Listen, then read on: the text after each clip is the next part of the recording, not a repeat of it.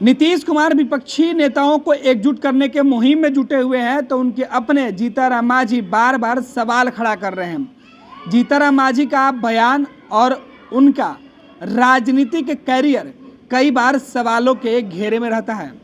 इस बार नीतीश कुमार के सामने अपने विधायकों के साथ पहुंचकर जीतनराम मांझी ने यह भरोसा दिलाया कि वो किसी भी सूरत में नीतीश से अलग नहीं होंगे। मांझी तो कसम खाने के लिए भी तैयार हैं।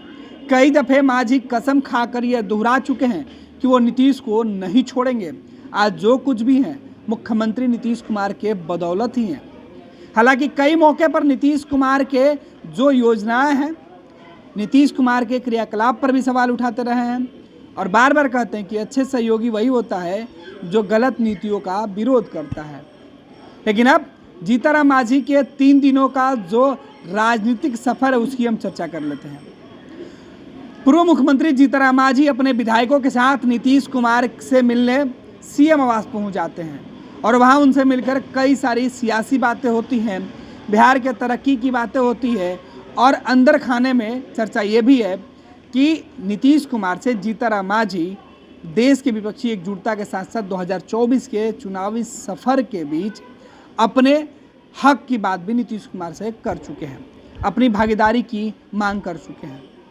दूसरी तरफ नीतीश के सामने अपने विधायकों की परेड कराना, नीतीश कुमार के सामने बार बार कसम खाना और उसके अगले दिन ही नीतीश सरकार में शामिल गठबंधन के नेताओं की शिकायत, नीतीश कुमार की सरकार की शिकायत करने राजभवन पहुंच जाते हैं जीतनराम मांझी।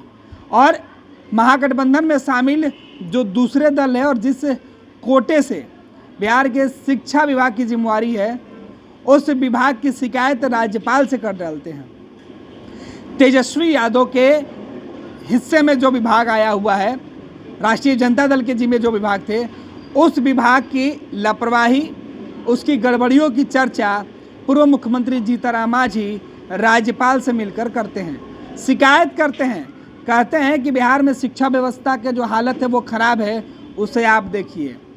एक दिन पहले तक नीतीश कुमार के सामने पहुंचकर नीतीश कुमार के सामने में कसीदे कसने वाले जीतनराम मांझी अगले ही दिन राज्यपाल से मिलकर बिहार की जो व्यवस्था है, बिहार का जो सिस्टम है, बिहार की जो सरकार है, उसके विभागों की नाकामियों को गिनाने के लिए जब मांझी पहुंचते हैं तो कई सारे सवाल खड़े हो जाते हैं।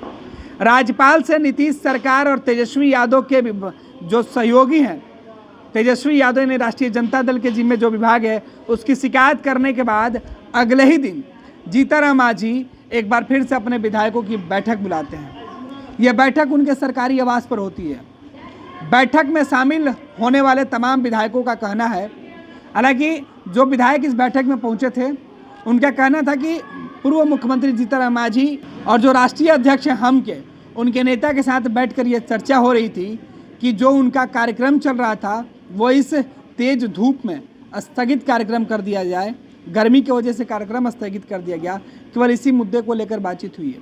लेकिन जानकार यह बता रहे हैं कि जीतनराम मांझी पिछले 3 दिनों में जिस तरीके से अपने विधायकों का भरोसा जीतने के लिए लगातार कभी मुख्यमंत्री नीतीश कुमार के पास तो कभी राजभवन लेकर पहुंचते हैं और उसके बाद अपने आवास पर बैठक करते हैं। एक तरफ मांझी अपने लोगों को यह संदेश दे रहे हैं कि आने वाले वक्त में 2024 के चुनाव में उचित भागीदारी हर हाल में मांझी और उनके पार्टी को मिलेगा और नहीं मिलेगा तो वो किसी भी हद तक जा सकते हैं।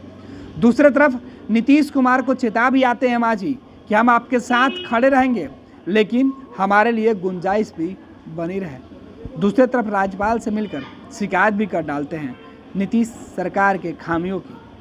ऐसे में मांझी के विधायक यह जरूर कह रहे हैं कि आज कोई सियासी बातचीत नहीं हो रहा है, लेकिन सियासत में रहने वाले लोग जब बैठते हैं तो चर्चा अमूमन सियासी होता है। देखना है मांझी के पल पल के बदलते सियासी समीकरण और मांझी को लेकर बीजेपी के बदलते सुर क्या बिहार में नई सियासत की रूपरेखा तय कर सकता है।